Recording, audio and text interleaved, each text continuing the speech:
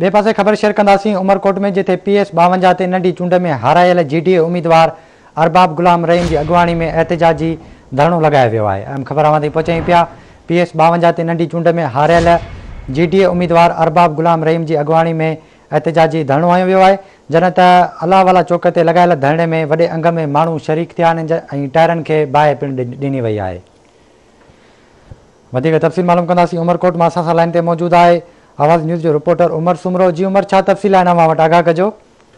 जी उमरकोट नंढी चूंड गुज़रियल ॾींहुं ख़त्म थियण खां पोइ कल बिलावल जे जलसे में सूबाई वज़ीर पारां कुछ लफ़्ज़ ॻाल्हाया विया मुखालफ़नि के ख़िलाफ़, जेका उहे लफ़्ज़ ॻाल्हाइण जोगा न आहिनि, पर उन हवाले सां राति देर सां ई उन वज़ीर जी ॻाल्हियुनि ते इंतकामी कार्रवाई शुरू थी वियूं। मुख़्तलिफ़ GDA जे कारकुननि खे पुलिस छापा हणी 8 खां वधीक माण्हू गिरफ़्तार कया। उन हवाले सां अॼु अरबाब गुलाम रहीम जी अॻवानी में उमरकोट अलाहवाला चौक ते सुबुह 10 वॻे खां सवे माण्हुनि जो जेके उहो धरणो जारी आहे।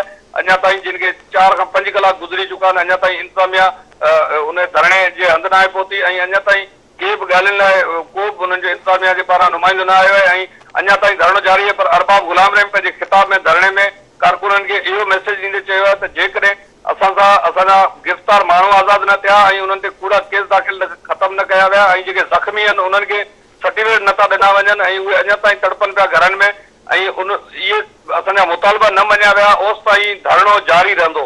ऐं इहो बि चयो आहे त मुंहिंजी वज़ीर आज़म सां ॻाल्हि थी आहे ऐं वज़ीर आज़म असांखे इंसाफ़ जी ख़ातिरी कराई आहे। ॾिसजे त केतिरी देरि में कार्रवाई थिए थी ऐं उहे जेके माण्हू आहिनि गिरफ़्तार उहे आज़ादु थियनि था।